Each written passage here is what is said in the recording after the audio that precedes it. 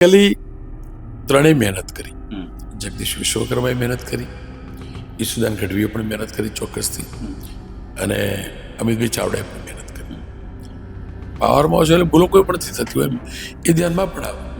એટલે આ બધું ટોટલ થતાં બીજેપીની સાઈડ વધી માઇનસ થતાં 27માંથી 4 આવી ગયા. આવું મારું પોતાનું આકલન છે. પણ ખાડિયા વોર્ડ બીજેપી માટે જવું, બીજેપીએ ચોક્કસથી વિચારવું જોઈએ કેમ નહીં. અને એ પક્ષનો વિષય છે ને એ પક્ષ જાણે, એનું વિશ્લેષણ એ પક્ષ કરે. હું કે તમે શું કરવા કરી. એ હકીકત છે કે પ્રોપોગન્ડા ન થવા જોઈએ, એ હકીકત છે હિંસા ન થવી જોઈએ, એ હકીકત છે ફ્રી એન્ડ ફેર ઇલેક્શન થવા જોઈએ. કોઈ સાંસદે એમ કહેવું કે જો અહીંથી બેઠક નહીં આવવા મારા પક્ષની તો ગ્રાન્ટ નહીં આપવું, એ ફ્રી એન્ડ ફેર નથી, એ અધિકાર નથી એને બોલવાનો. સાંસદને અને ચૂંટણી પંચે ઇલેક્શન કમિશને જે પણ બોડી આપી હોય એને એક્ટ કરવું જોઈએ. જો લોકો ભૂલી ગયા છે, તકલીફ જે નાગરિકોની છે નેતાઓ જાણી ગયા. લોકલ બોડી ઇલેક્શન લોકલ મુદ્દાએ જ થવું જોઈએ કે સાહેબ અહીંયા અમારે જો ના રોડમાં પાણી દર ચોમાસે આવું છે, દર તકલીફ પડે. પણ એ લોકો જ્યારે વોટ કરવા જતા હોય ત્યારે ભૂલી જતા હોય તો એ મારી કે તમારી એ જવાબદારી નથી કોઈને ઇમ્પ્લાન્ટ કરી.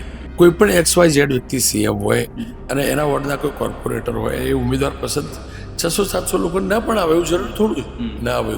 કોઈ સર્વગ્રાહી તો હોઈ ન શકે. નર્મદા જીત્યા ઇન્ડિવિજ્યુઅલ ચેતર વસાવા જીત્યા છે, આપણે જાણીએ છીએ, કારણ કે એ વ્યક્તિનું નામ ત્યાં હતું. એક જિલ્લા પંચાયત જીત્યા છે, એ હકીકત છે. પણ એમના દાવા પ્રમાણેની બેઠકો નથી આવી, એ પણ હકીકત છે. અને દાવા પ્રમાણેની કોઈની નથી આવતી, એ પણ હકીકત છે. ત્રણેય નેશનલ પાર્ટી કહેવાય ત્યારે શું લાગ્યું છે અહીંયા ત્રણેયની કોની સ્ટ્રેટેજી સારી રહી કે કોઈને સંગઠન વધારે રહ્યું, કોને તમે વધારે નંબર આપો એમ?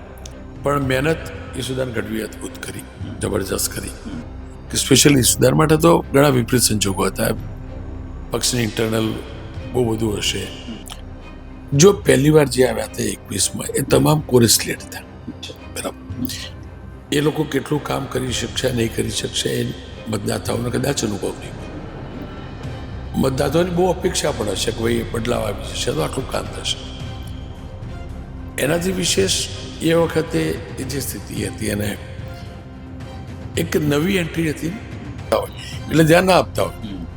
પણ જ્યારે એકવાર પડીએ તો ધ્યાન આપીને એટલે બની શકે બીજેપીનો અભ્યાસ પણ કર્યો હોય, વિશ્લેષણ પણ કર્યું હોય, રણનીતિ પણ રીતે બનાવી હોય, ઉમેદવાર પણ રીતે ઉતાર્યા હોય. એટલે બેઝિકલી એ હકીકત છે કે પગથિયું છે, પાયો છે.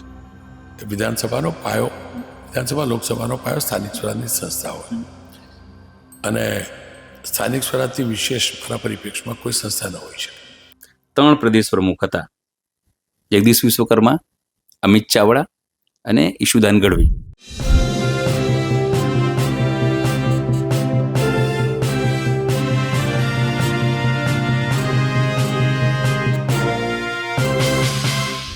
ગુજરાતમાં સ્થાનિક સ્વરાજની ચૂંટણીઓ પૂર્ણ થઈ ગઈ, પણ સમગ્ર ચૂંટણીનો પ્રચાર, વિવાદ અને પરિણામો કેટલીક જગ્યાએ એવું લાગ્યું કે અનએક્સપેક્ટેડ ચીજો થઈ છે. આપણી સાથે વરિષ્ઠ પત્રકાર અને ABP અસ્મિતા ન્યૂઝના એડિટર રોનકભાઈ પટેલ છે. આપણે એમની સાથે વાત કરીશું.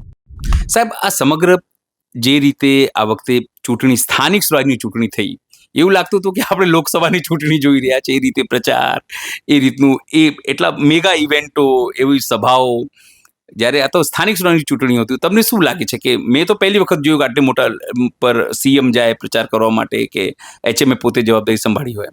જો લોકસભા હોય તો પ્રચાર થાય એવું થોડું હોય. ઉપરથી હું તો એનાથી પણ આગળ કહું તો સ્થાનિક સ્વરાજની સંસ્થાને ઇગ્નોર ન કરવી જોઈએ.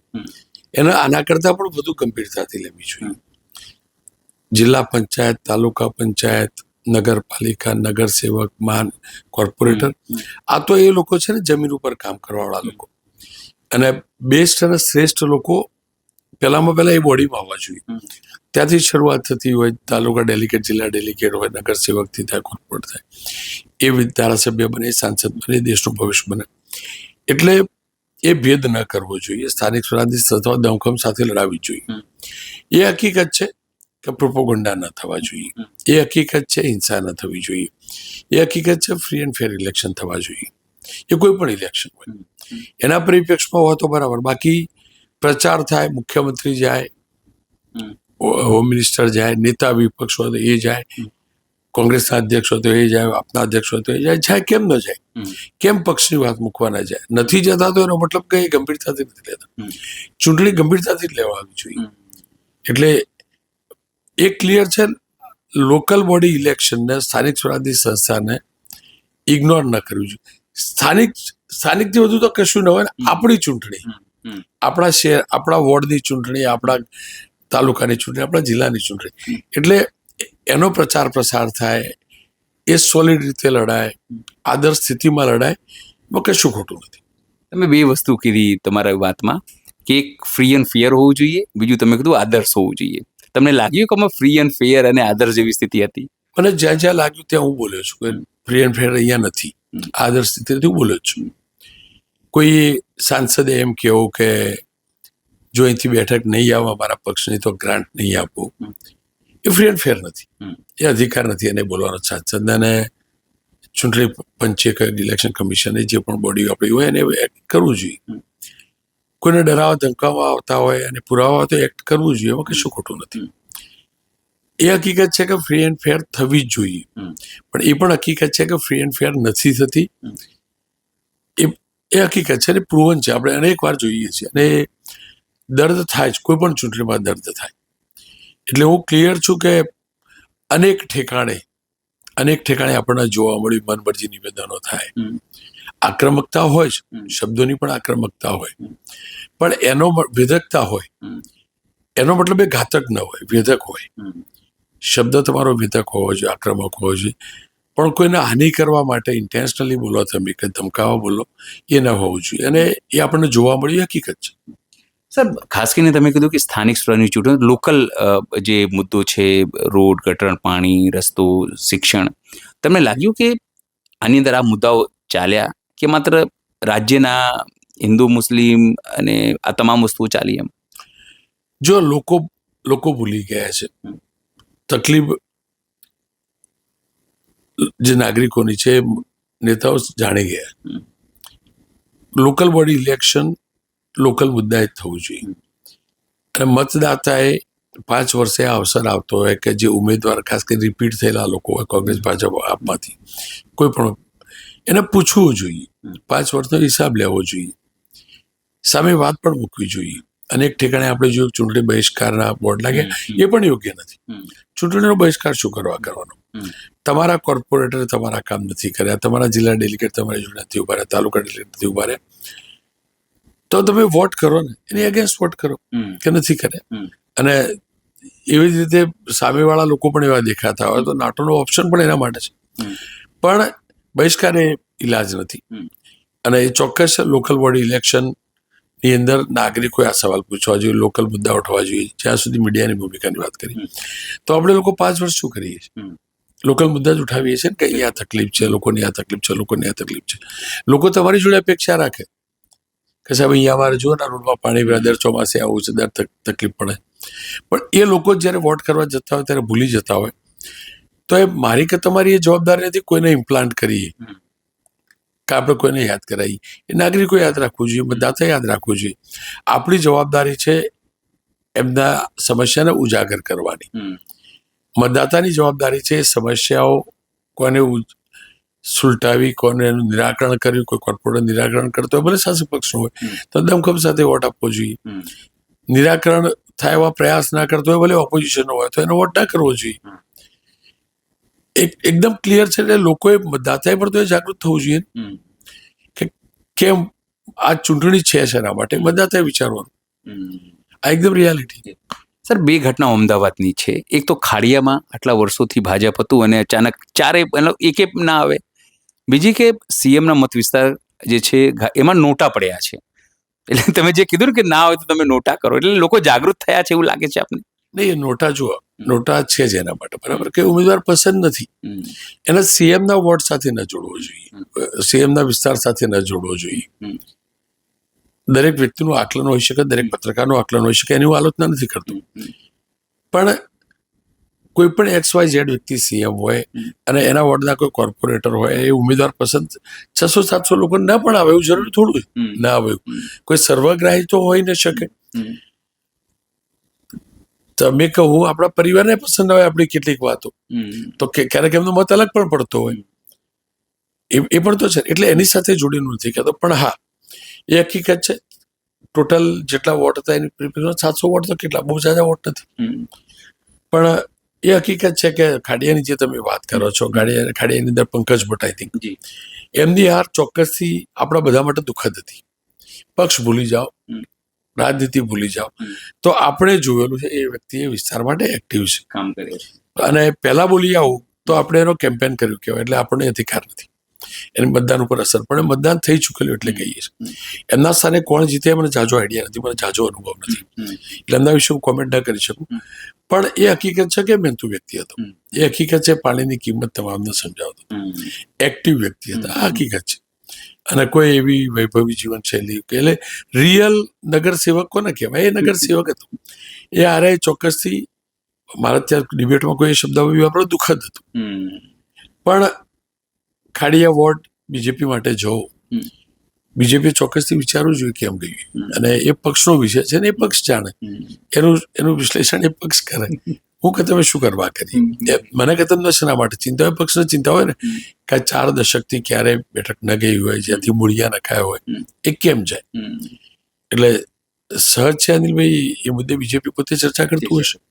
સર એક મહત્વપૂર્ણ વાત કે જે પરિણામો આવ્યા એમાં પહેલા નંબર ઉપર ભારતીય જનતા પાર્ટી, કોંગ્રેસ અને આમ આદમી પાર્ટી, પણ આમ આદમી પાર્ટીએ જે રીતે દાવો કર્યો છે કે 500થી વધુ સીટો આ તમામ વસ્તુ આવી છે, તો લાગે છે કે લોકો પોતાની જગ્યા બનાવતા દેખાઈ રહ્યા છે અહીંયા.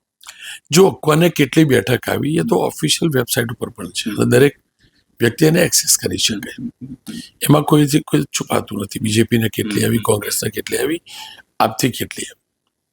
એ પણ હકીકત છે કે આપની જે જિલ્લા પંચાયતો નહોતી ત્યાં પંચાયતોમાં નર્મદા તો એ લોકો જીતી, નર્મદા જીત્યા, ઇન્ડિવિજ્યુઅલ ચેતર વસાવા જીત્યા આપણે જાણીએ છીએ, કારણ કે એ વ્યક્તિનું નામ ત્યાં હતું. એ જિલ્લા પંચાયત જીત્યા છે એ હકીકત છે, પણ એમના દાવા પ્રમાણેની બેઠકો નથી આવી એ પણ હકીકત છે, અને દાવા પ્રમાણેની કોઈની નથી આવતી એ પણ હકીકત છે. પોલિટિકલ દાવો કોઈનો પણ મોટો જ હોય અને મોટો જ કરે, કેમ ન કરે, કોઈને પણ અધિકાર છે. પણ પરિણામો આવી ચૂક્યા, પરિણામોનું વિશ્લેષણ દરેક પક્ષે કરવું જોઈએ. પક્ષના કોઈ નેતાના નિવેદનથી સ્થિતિ નથી બદલાતી, એ પહેલાના નિવેદનથી બદલાય, પરિણામ આવી ગયા કોઈ પણ વ્યક્તિ માટે. એટલે પરિણામોનું વિશ્લેષણ થવું જોઈએ. જીત્યા તો પણ થવું જોઈએ, હાર્યા તો પણ થવું જોઈએ. કે જીત્યા તો કેવી રીતે આપણે જીત્યા, આપણી અપેક્ષા પ્રમાણે એના મત મળ્યા, વધુ મત મળ્યા તો કેમ, લોકોની આપણી ઉપર શું અપેક્ષા છે, ઓછા મળ્યા તો કેમ લોકો નારાજ થાય, કારણ કે 5 વર્ષ ફરીથી મળવાના હોય. એટલે નવી શરૂઆત કોઈ પણ વ્યક્તિએ કરવી જોઈએ કે કેવી રીતે વધારી શકાય, વ્યાપ વધારી શકાય. શાસક હોય તો એને પણ વધુ કેવી રીતે આવે, કોંગ્રેસ હોય તો એ પણ વિચારે, આપ હોય તો પણ વિચારે. અને દરેકનો દાવો હોય અનિલભાઈ, એ દરેક વ્યક્તિ સ્વતંત્ર છે, કેમ ન કરે દાવો, એ કરી શકે. સર સુરતની વાત કરી તમે, તો સુરતમાં વ્યક્તિગત બધું જોયું છે, ત્યાંની પોલિટિક્સ જોઈ છે, મૂળિયા સુધી તમે જોયું છે, ત્યાંની રાજકારણની તમામ વસ્તુઓ. આ વખતે તો શું થયું કે સમજો જે રીતે 2021માં અચાનક આમ આદમી પાર્ટીની 27 સીટ આવી જવીને અચાનક આ વખતે ફાંફા પડી ગયા હતા એ લોકોની, અને મનોજ સોરઠિયા જેવા વ્યક્તિને એ લોકોએ મેયર તરીકેની જાહેરાત કરી હતી. ત્યાં કેજરીવાલ ગયા, ત્યાં સંજય સિંહ, ત્યાં મનીષ સિસોદિયા, તમામ જે કેમ્પેન જોર લગાવી દીધું, છતાં ઈચ્છિત પરિણામ ના આવ્યા. ત્યાં આવું તો શું થયું કે એ લોકો લોકપ્રિય નહોતા, કામ નહોતા કરતા, શું થયું એમ? જો પહેલી વાર જે આવ્યા હતા 21માં, એ તમામ કોરેસ્લેટ હતા, બરાબર. એ લોકો કેટલું કામ કરી શકશે નહીં કરી શકશે એ મતદાતાઓને કદાચ અનુભવ નહીં હોય. મતદાતાઓની બહુ અપેક્ષા પણ હશે કે ભાઈ બદલાવ આવી જશે તો આટલું કામ થશે. એનાથી વિશેષ એ વખતે એ જે સ્થિતિ હતી, અને એક નવી એન્ટ્રી હતી ને, એટલે નવું કોઈ પિક્ચર આવે કે દેખાય તો એકદમ લોકોનું એટ્રેક્શન હોય, અપીલ હોય, અને અપીલ કામ કરી ગયેલી. સેકન્ડથી એ વખતે આપ જે હતું, આમ આદમી પાર્ટી એકજૂથ હતી. એ વખતે આ જ નેતાઓ સુરતની અંદર એક સાથે હતા. અલ્પેશ કથિરિયા હોય, ધાર્મિક હોય કે અનેક લોકો હતા. નેચરલી એ બધા અલગ પડ્યા પછી વિખવાદો પણ થયા હશે. અને કદાચ એની પણ થોડી ઘણી અસર હોય. થોડું ઘણું ભાજપે 21ની ચૂંટણીમાંથી પોતે પણ મંથન કરેલું હોય, જ્યાં કરેક્શન કરવા જેવા હશે કરેક્શન પણ કર્યા હશે. ગઈ વખતે એ બેઠકોને એટલી ગંભીરતાથી ન લીધી હોય, પણ આ વખતે વધુ ગંભીરતાથી લીધેલો. કારણ બેઠક જાય એટલે માણસ ગંભીરતાથી લે. આપણે કોઈ સીડી ચડતા હોઈએ તો બહુ ધ્યાન નથી આપતા, પણ એક વખતે સીડી ચડતા પડી જઈએ તો એ જ સીડી ઉપર ફરીથી ચડવું હોય તો આપણે ધ્યાન આપીએ. નોર્મલ person દરરોજ ચડતા હોય એટલે ધ્યાન ના આપતા હોય, પણ જ્યારે એકવાર પડીએ તો ધ્યાન આપીએ. એટલે બની શકે બીજેપીનું અભ્યાસ પણ કર્યો હોય, વિશ્લેષણ પણ કર્યું હોય, રણનીતિ પણ એ રીતે બનાવી હોય, ઉમેદવાર પણ એ રીતે ઉતાર્યા હોય, પ્રચાર પ્રસાર પણ એ રીતે કર્યો હોય, શક્તિ પણ એ રીતે સ્પેન્ડ કરી હોય, સમય પણ એ રીતે સ્પેન્ડ કર્યો હોય, એટલે એની પણ અસર હોય. એટલે સહજ છે કે જે રીતે 28-27 આવી એ વખતે તમને આપણે બધાને વધુ લાગે કે આવું કેમ થયું, તો સ્વાભાવિક રીતે 4 થઈ જાય તો આપણે બધાને એવું લાગે આવું કેમ થયું. પણ 5 વર્ષના સમયની અંદર સ્વાભાવિક રીતે જ ઓજસ સમજે પ્રકારે શાસક પક્ષે વિચાર્યું હશે, સમજ્યા હશે. જે રીતે સીડી ચડતા આપણે ક્યારે નથી વિચારતા, પણ જયારે એકવાર પછડી વિચારે કે આવું કેમ થયું, તો રીતે એ લોકોએ પણ તો વિચાર્યું હશે ને. અને એ પણ તો હકીકત છે. એના પહેલાની જયારે ચૂંટણી હતી 2017ની, તો 17ની અંદર બીજેપી થ્રુ આઉટ ત્યાં જીતી હતી વિધાનસભા. એ જ વિસ્તારો કતારગામ, વરાછા, પોડા, એ જ વિસ્તારો હતા જેના કારણે સત્તામાં આવી હતી. બીજેપી સત્તામાં આવી હતી. આવું જ્યારે દક્ષિણ એમના જ પરિવારજનો સૌરાષ્ટ્રમાં રહેતા હતા તેટલી બેઠક નહોતી મળી. એટલે બીજેપી કદાચ એવું પણ વિચારતું હશે કે ભાઈ આપણો સેફ ગઢ છે, કદાચ એની અસર પણ હોય. એટલે બધા પરિબળો એ વખતે વિપરીત બીજેપી માટે હતા. બધા પરિબળો આપ માટે એના સમર્થનમાં હતા, કેમ કે વિપરીત સ્થિતિનું નહોતું બીજેપી સમજી શક્યું, એટલે એને વધુ પ્રયાસ કર્યો છે. ત્યાં અહીંયા અનુકૂળતા વધુ દેખાઈ હોય એટલે કદાચ પ્રયાસમાં કમી રહી ગઈ હોય. પ્લસ જેટલા પણ કોર્પોરેટ હતા, બિનોન હોય કોર્પોરેટર હતા, સ્વાભાવિક રીતે જ પહેલા ક્લીન સ્લેટ હતા. પછી 5 વર્ષ આવે એટલે કોઈની પણ ડાર્ક સાઈડ પણ આવે, કોઈના ભૂલો પણ થાય, માનવ સહજ ભૂલો પણ હોય, જાણી જોઈને કરેલી ભૂલો પણ હોય. તમે જ્યારે પાવરમાં નથી, સત્તામાં નથી, એટલે ભૂલો તમે ન કરી હોય તો કોઈને ધ્યાનમાં ના આવે, પણ જ્યારે પાવરમાં આવશો એટલે ભૂલો કોઈ પણ થતી હોય એ ધ્યાનમાં પણ આવે. એટલે આ બધું ટોટલ થતા બીજેપીની સાઈડ વધી માઇનસ થતા 27માંથી 4 આવી ગયા. આવું મારું પોતાનું આકલન છે. સર, છેલ્લું સવાલ. આમ સામાન્ય રીતે સ્થાનિક ચૂંટણીને એવું કહેવામાં આવે છે કે 2027 પહેલાનું સેમીફાઇનલ છે, તો શું સિરિયસલી આ સેમીફાઇનલ છે કે પછી 2027ના જે સમીકરણો, રાજનીતિક સ્થિતિ એ બધું અલગ હશે?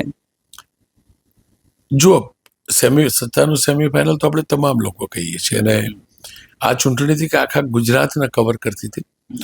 એસેમ્બલી 182 બેઠક હશે, આરઈએ 10,000 બેઠક હતી, પણ કવર તો આખા ગુજરાતને કરતી હતી. નગરપાલિકા, મહાનગરપાલિકા, તાલુકા પંચાયત, જિલ્લા પંચાયત, તાલુકા ડેલિગેટ, જિલ્લા ડેલિગેટ, એટલે એક મતદાતા હતું.